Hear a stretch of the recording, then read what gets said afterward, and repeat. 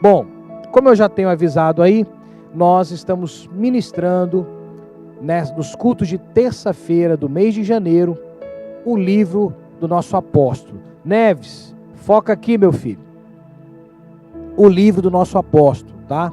Que tem como título O Poder da Providência. O Poder da Providência. Esse livrinho aqui que você pode adquirir na nossa livraria, tá ok? A provisão em todas as circunstâncias da vida. Eu já preguei algumas terças-feiras outros capítulos do livro, outros pastores também que me substituíram, e hoje eu vou finalizar, tá? Pregando o tema do capítulo 6, que é como alcançar a providência. Eu já pincelei uma parte quando eu ministrei os dízimos e as ofertas. E agora eu vou ler na sequência do capítulo aquilo que o bispo Rodovalho, com a unção que Deus deu a ele, pode nos abençoar através desse livro, tá bom? Então vamos lá. Quero começar, você que está me acompanhando em casa e tem o livro, página 113, tá ok? Então olha lá.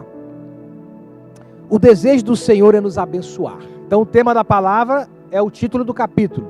Como alcançar a providência? Fala para a pessoa do seu lado. Você sabe como é que alcança a providência? Se não, vai aprender agora. Vai aprender agora. Quero começar dizendo: o desejo do Senhor é nos abençoar. Uau! Isso aqui já é uma pérola, né? Porque o desejo de Deus poderia ser outro. Poderia, por exemplo, ser nos castigar, ser nos punir. Fala, misericórdia, está amarrado, né? Ser nos dar aquilo que merecemos. Ai, Jesus! A gente não merece só coisa boa não, meu irmão. Ai, ai, ai. É pela misericórdia dele que nós recebemos as bênçãos, não é? Então Jesus explicitou isso na sua declaração de Mateus capítulo 7, versículo 11. Lá diz assim: se vocês, apesar de serem maus, sabem dar boas coisas aos seus filhos, quanto mais o Pai de vocês, que está nos céus, dará coisas boas aos que lhe pedirem. E em sua carta à igreja em Filipos, o apóstolo Paulo acrescenta: o meu Deus suprirá todas as necessidades de vocês, de acordo com as suas gloriosas riquezas em Cristo Jesus. Está lá em Filipenses capítulo 4, versículo 19. Aleluia por isso. Então você vê a importância, né? A certeza de que realmente o desejo do Senhor é em nos abençoar. Tanto é que ele explicita isso de maneira muito clara. Se nós somos imperfeitos, impuros, maus, né, damos coisas boas aos nossos filhos, imagina Deus que é puro, perfeito e bom. Como que Ele não nos dará, né, tudo aquilo que pedimos e muito mais. E muito mais. E esse microfone aqui só cai, né? Deixa eu apertar ele aqui, peraí.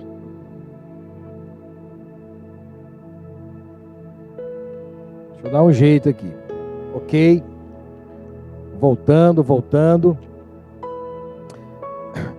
E o apóstolo Paulo vem depois e dá aquela carimbada, né? Dizendo que ele vai suprir todas as necessidades. Então isso é uma verdade que eu e você devemos tomar posse dela.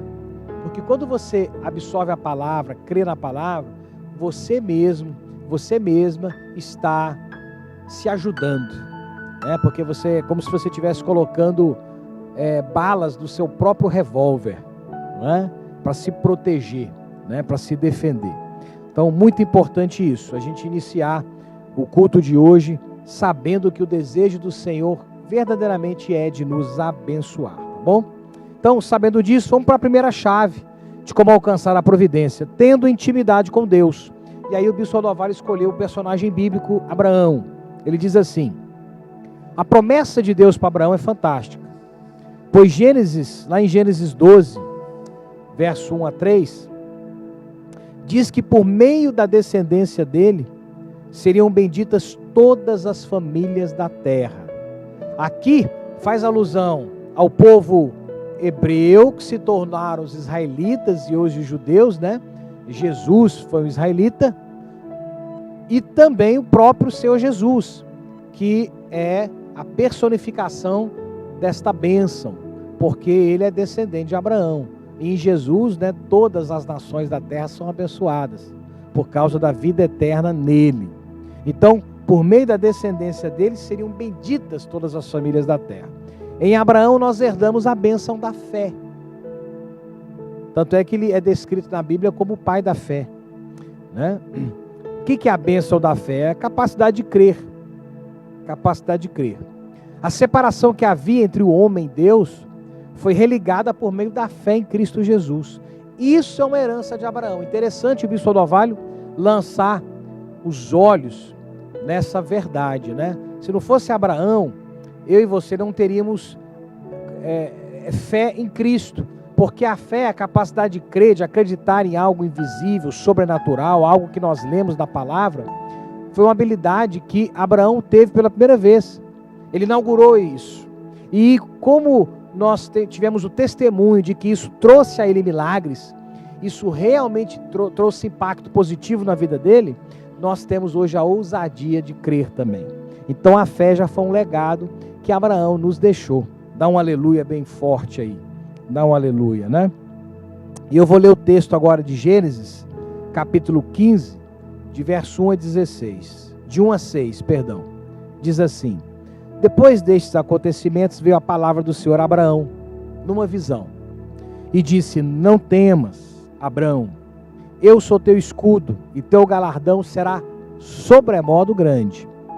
Respondeu Abraão: Senhor Deus, que me haverás de dar, se continuo sem filhos? E o herdeiro da minha casa é o Damasceno Eliezer. Disse mais Abraão: a mim não me concedeste descendência, e um servo nascido na minha casa será o meu herdeiro. A isto respondeu logo o Senhor, dizendo: não será esse o teu herdeiro, mas aquele que será gerado de ti será o teu herdeiro. Então conduziu até fora e disse: olha para os céus e conta as estrelas, se é que o podes. E ele lhe disse: será assim a tua posteridade. Ele creu no Senhor, e isso lhe foi imputado para justiça. Esse texto fala da promessa de Deus para Abraão. Ele teria um filho e uma descendência tão numerosa que não se poderia contar, como as estrelas do céu. Abraão acreditou no Senhor, mesmo ante a improbabilidade. Acreditar na provisão de Deus, muitas vezes, é contrariar a lógica humana. É enxergar o impossível acontecer em nossa vida. Gostei demais. Lembrando que Abraão tinha 75 anos de idade, quando ocorreu esse acontecimento. E a sua esposa, Sarai, ainda não era Sara, né? Ainda não havia mudado de nome, era estéril. Ela era estéril. E uma senhorinha já, eles tinham 10 anos de diferença. Impressionante, não? Impressionante. Abraão foi a semente do povo de Deus. Um povo escolhido, chamado para expressar o amor de Deus neste mundo. Essa promessa se iniciou com ele e sua família e se estendeu a nós, a igreja do Senhor Jesus. Se você tem Cristo como Senhor e Salvador da sua vida, você já faz parte desse povo. Por isso, receba a promessa de Abraão e as bênçãos nela contida por meio de Cristo Jesus. Você pode dar uma salva de palmas ao Senhor? Aleluia! Essa é a primeira grande chave aí de como alcançar a providência, não é? Ou seja, tendo intimidade com Deus. Abraão, por ter tido intimidade com Deus, deu fruto à sua fé. E por causa da fé dele, nós somos abençoados. Vamos então para o segundo atributo, ou segunda chave, segundo o bispo Rodovalho no seu livro, para que nós possamos alcançar a provisão de Deus. É permanecer na posição de proteção.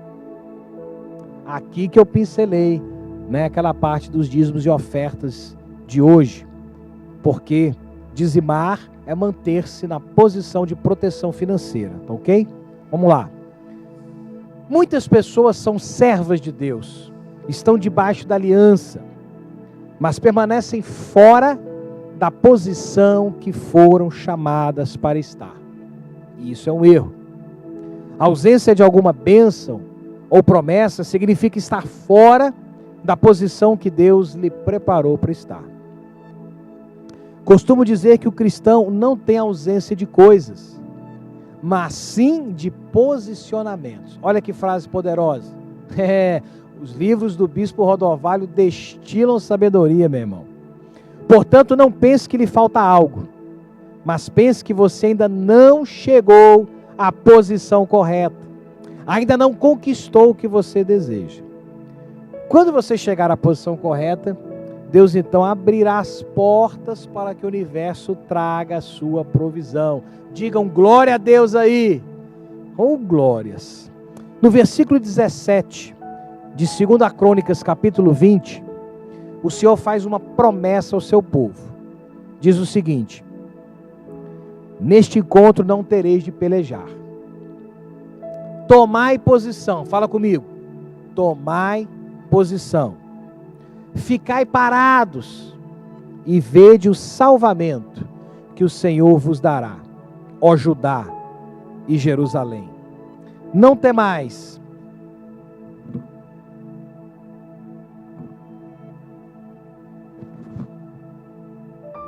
Não temais, nem vos assusteis.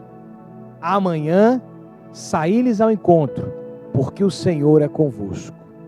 Então, o que eu quero que você preste atenção é na parte do versículo, quando diz tomai posição, ficai parados.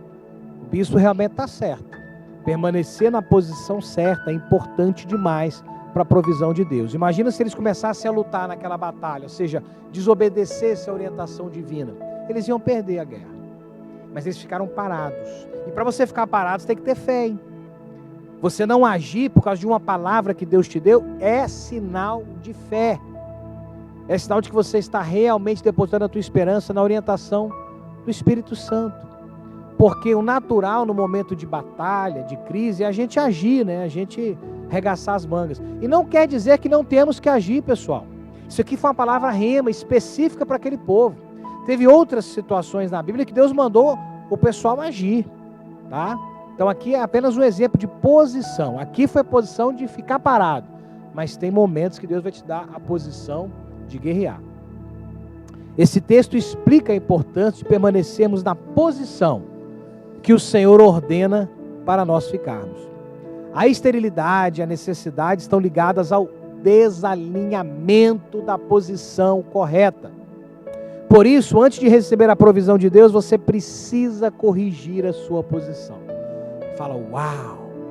Então, atenção, nós temos que corrigir a nossa posição, para que você possa receber a bênção, para que você possa chegar no lugar certo, né? Ele diz mais, é necessário saber que muitas vezes teremos de romper com aquilo que aprendemos. Mudar de profissão, colocar a vida em outro eixo, para que possamos entregar a nossa vida nas mãos de Deus e receber dele a provisão. Forte isso, hein? Eu não sei se você teve essa experiência, ou por exemplo, se no ano passado, na pandemia, as circunstâncias forçaram a você a ter uma nova profissão, mudar de emprego. Teve gente que, ao fazer isso, teve uma mudança, um up, né, na sua prosperidade. Mas tiveram pessoas que resistiram em mudar, ficaram presas, né, nos seus paradigmas e quebraram, né? Passaram realmente necessidade, tiveram prejuízo. É disso que ele está falando. Você precisa se manter na posição correta. Às vezes a posição correta é exatamente permanecer onde você está, mas às vezes não. Às vezes é agir, é se mover, né? É correr atrás, é mudar até mesmo de profissão, fazer um segundo curso, uma faculdade, ou abrir um novo negócio totalmente diferente do que você tinha feito antes e quebrou. Enfim, pense nisso, tá? Uma chave importante para você alcançar a provisão de Deus, então, é você permanecer na posição correta. Aleluia. Bom, vamos lá. Uma outra chave importante, muito importante, para você receber a provisão de Deus, é semear. Semente é para a multiplicação de algo. Por isso, quem recebe o milagre não é quem procura, mas é quem semeia. pois o universo não responde à nossa necessidade, e sim à nossa semente. Se você mexe com agricultura, você conhece bem esse princípio, não é? Em Eclesiastes, capítulo 11, verso 6, a Bíblia diz: pela manhã semeia a tua semente, e à tarde não retenhas a tua mão, pois tu não sabes qual das duas prosperará, se esta, se aquela, ou se ambas serão igualmente boas. Um detalhe que eu quero chamar a sua atenção, não está no livro, mas que esse texto nos mostra muito claramente, é que não tem semente sem colheita, né, gente? A Bíblia disse aqui, ó, você não sabe qual prosperará, se a primeira, se a última, ou se todas. Aqui não teve a possibilidade, por exemplo, de nenhuma dar fruto. Durma com essa, hein? Ou seja, não existe semente sem colheita, tá bom? Se você permanecer semeando, claro, porque se você semeou só uma semente e a que daria fruto seria a segunda, porque tem a primeira, a segunda ou ambas, não é? Ou seja, não tem semeadura sem colheita, mas para quem continuamente semeia. Porque se você semear só uma vez, pode não ser aquela semente. Mas se tu semear constantemente, uma delas vai produzir fruto. Amém? Isso é um conceito poderosíssimo, poderosíssimo. Normalmente os milagres não vêm prontos. Eles vêm disfarçados em forma de sementes. E por isso muita gente não os encontra. Gostei muito disso, muito disso. Você não pode definir a sua colheita. Olha lá, como é que você vai saber qual é o resultado que você vai ter de uma atitude que você toma? Você pode até ter expectativa, planejar, fazer uma projeção, mas saber exatamente o que você vai colher, meu filho? Jamais. Mas minha irmã, uma coisa você pode escolher: a sua semente. Então você não define a sua colheita, mas você define a sua semente. E quando você define a sua semente, a sua colheita está sendo determinada por Deus. Pode dar um aleluia aí bem alto, porque essa merece.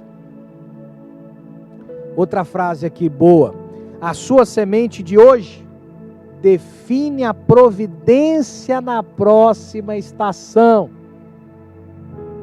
É óbvio, né? Se você não semear, na próxima estação você vai querer colher, só se for louco. Quando vier a safra, né, a colheita de soja, você plantou soja? Não, então nem sai de casa.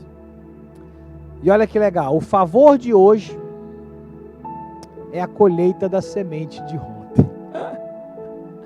O favor de hoje, ou a bênção de hoje, ou a providência, a provisão de hoje, de agora, é resultado, né? É a colheita da semente de ontem. Impressionante. Não tem como fugir desta chave, que é semear. Vamos para uma outra chave? Perseverar no sonho que Deus lhe deu. Essa é uma outra chave para que você possa alcançar a providência de Deus. Vamos lá. Permaneça firme. Os grandes homens de Deus esperaram muito tempo para experimentarem o melhor de Deus em suas vidas. E aqui ele vai dar alguns exemplos. Abraão esperou 25 anos para o seu milagre. Não te falei? Ele tinha 75 quando ele recebeu a promessa. E com 100 anos, Isaac nasceu. José, 13 anos para ver seu sonho realizado. José tinha cerca de 17 anos quando foi vendido pelos irmãos, né, como escravo. E demorou 13 anos para que ele se tornasse o grande líder do Egito. Moisés, 40 anos para ser chamado por Deus. E mais 40 anos para cumprir seu chamado de conduzir o povo à terra prometida. Porque com 40 anos ele foi chamado e ficou 40 anos no deserto. E lá, aos 80 anos, ele viu a sarça ardente, né? Lembra? Com um chamado. E ele finaliza aqui dando o exemplo de Jesus, que esperou 30 anos para cumprir sua missão, né? O ministério de Jesus iniciou nessa idade. Então espere, aguarde e confie no tempo do Senhor. Ele tem o melhor para a sua vida. Persevere, não desista, não desanime, de forma alguma, de forma alguma. Muitas vezes as pessoas não conseguem perseverar em seus sonhos, pois acham que a vida deve seguir o roteiro que elas predeterminaram. Mas a verdade é que Deus é quem tem toda a nossa história escrita. Muito importante isso aqui, muito importante. Às vezes a coisa saiu, né, do seu planejado. E daí? Isso não quer dizer que Deus falhou, ou muito menos que Deus vai deixar de fazer aquilo que você está orando, clamando, esperando. Não, de jeito nenhum. Mas a verdade é que Deus é quem tem toda a nossa história escrita. Ele não vê apenas o que estamos passando agora, mas sabe também o galardão que nos aguarda após o momento de crise. Uau, isso aqui é tremendo, hein? Deus já está lá do outro lado. Deus já viu, né? Ele está diante do milagre que você tem expectativa de receber, que você está orando, clamando. Só que existe uma crise entre você e aquele milagre. E se na crise você desistir, se na crise você abandonar teu propósito, sair da missão, você não vai encontrar com aquele milagre que estava preparado, que é a providência dele. Capite? Por pior que seja a sua situação hoje, espere confiantemente no Senhor, pois isso sempre valerá a pena. Ele tem provisão para você no tempo certo. Amém? Então dá mais um glória a Deus, uma salva de palmas ao Senhor aí. É muita coisa, viu, gente? Eu estou sintetizando aqui para vocês, até mesmo que eu quero que vocês leiam o livro, para que vocês possam se aprofundar. Então, eu vou já entrar aqui para finalizar a minha palavra, lendo aqui mais um, e somente mais uma chave, para que você possa alcançar a providência. É a reconstrução emocional, tá? A questão nunca é se o Senhor irá lhe abençoar, mas quando. Não é se, é quando. Muitos não conseguem esperar esse tempo de Deus. Falamos sobre isso, né? Moisés esperou 40 anos para ser visitado por Deus. Esse era o tempo necessário para forjá-lo, a fim de que estivesse capacitado a liderar o seu povo. Entenda que uma construção leva tempo. E quando você precisa reconstruir, leva mais tempo ainda. E olha, nós precisamos de reconstrução, né, gente? Porque Deus nos construiu perfeitos. E a gente foi, e durante a vida, pelas escolhas erradas, nós deformamos aquilo que Deus fez de perfeito em nós. Então nós precisamos ser reformados agora, reconstruída. Pior o trabalho, né? Nós estamos, por exemplo, reformando o novo prédio, lá da Presidente Kennedy, número 1835. Dá muito trampo.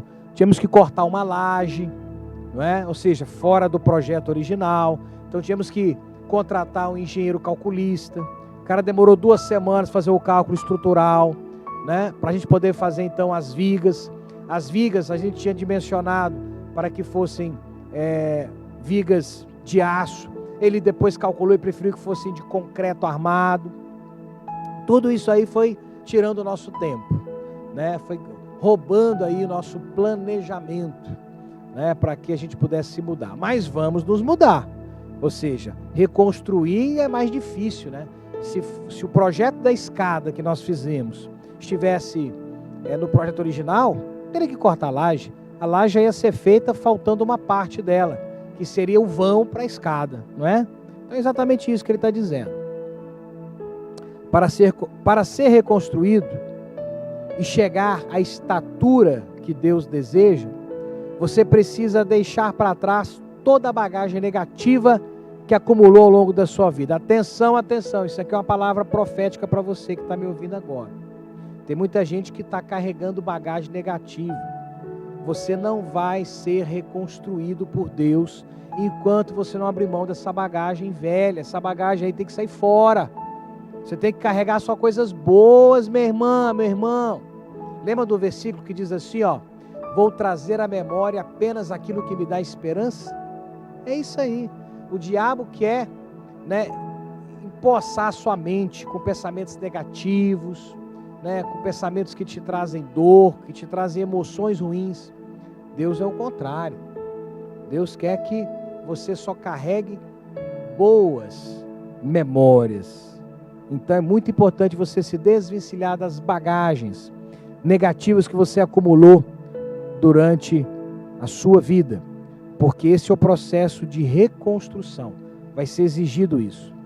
E é exatamente essa estrutura emocional que eu e você precisamos para suportar pressões, que nos mantém calmos e confiantes para esperar a ação de Deus. Amém? E ele termina esse livro dando uma declaração profética que eu quero orar com você. Diz assim: a providência em todas as áreas da sua vida já lhe está disponível e acessível. E o Senhor quer entregá-la totalmente em suas mãos. Por isso, entenda os sinais. Aproxime-se mais e mais do Pai, e Ele revelará o sobrenatural. Permaneça com seu coração inteiramente dedicado a Ele, e você experimentará a plenitude da vida. Que o Senhor lhe abençoe. Oh glória, isso é tremendo, isso é maravilhoso, espetacular, não é? Pois é, esse livrinho do bispo realmente merece aí a tua dedicação na leitura, tá bom? Providência, o poder da providência, tá? Adquira aí na nossa livraria, no nosso novo endereço, Avenida Presidente Kennedy, número 1835, né? Então deixa eu orar por você agora. Queria que você se colocasse de pé. Se você está com seu cônjuge, com seu filho, sua família, algum amigo aí do lado, se junte agora, vamos orar, né? Pai, em nome de Jesus Cristo, nós te agradecemos, Pai, nós te louvamos pela tua revelação, pela tua palavra, pela mensagem dessa noite, pelo ensinamento de como alcançarmos a providência de Deus. Esse é um ano profético da tua providência, e nós precisamos aprender como tomarmos posse disso, e hoje foi um culto destinado com esse propósito, com este objetivo. E eu te peço, Pai, que o Senhor possa realmente fazer com que cada pessoa que assistiu essa mensagem, que está assistindo esse culto, possa colocar em prática essas chaves, esses princípios, em nome de Jesus, e verdadeiramente se apropriarem da sua provisão, meu Deus, seja qual ela for, se for financeira, se for de cura, nas emoções, na alma, no corpo físico, se for relacionamento, casamento, noivado, namoro, enfim, ó Deus, se for ministério, Pai, não importa, qualquer área que seja das nossas vidas, que a tua providência se estabeleça em nome de Jesus, em nome de Jesus. Eu declaro sobre a vida dos meus irmãos, das minhas irmãs que agora estão orando, estão clamando a Ti. Eu quero que você declare agora qual é a providência, dê nome, coloque diante do Senhor os nomes daquilo que você quer que Deus providencie na tua vida. Ore agora, ore agora. Chora, balaçoura e ralabalachoca, labaraxi. Vá orando, e comece a determinar isso pela fé. Diga: Senhor meu Deus, eu quero tal e tal providências da minha vida essa semana. Oh Deus, esse ano eu quero conquistar isso da minha vida, eu quero mudar minha história nesse sentido. Vai colocando isso para Ele, vai colocando isso, apresente diante do Senhor. Chora, balaçoura e ralabalachoca, labaraxai. Oh Espírito, Espírito, Espírito. Oh Deus, Deus, Deus, aleluia. Chore, ralabalaçu, chocalamarachai. E agora eu quero falar especificamente com as pessoas que estão nos assistindo hoje pela primeira vez. Você nunca participou ainda de um culto da Sara Nossa Terra, nunca adentrou-se em estudar a palavra, nunca frequentou uma igreja evangélica. Então é com você que eu quero falar agora. É olhando para o seu coração, né? Olhando agora para os seus olhos, que eu quero declarar o que está descrito no livro de Apocalipse, no capítulo 3, verso 20, as palavras de Jesus, quando ele disse: eis que estou à porta e bato, se alguém ouvir a minha voz e abrir a porta, eu entrarei cearei com ele e ele comigo. Olha que tremendo. O Senhor Jesus está nesse exato momento batendo a porta do teu coração, dizendo: eu quero entrar, eu quero transformar, eu quero reconstruir você por inteiro. Mas ele tem um obstáculo, que é a tua decisão. Ele jamais vai forçar você, mesmo que seja para o seu próprio bem. Ele não vai adentrar na sua vida se ele não for convidado. Jesus te escolheu já. Ele já te escolheu. Naquela cruz, há 2000 anos atrás, ele morreu a sua morte, para que você viva a vida dele. Ele escolheu você. Mas para que tudo isso tenha efeito prático em você, você precisa escolher. E hoje é o dia e essa é a hora que ele programou para a sua decisão. E aí?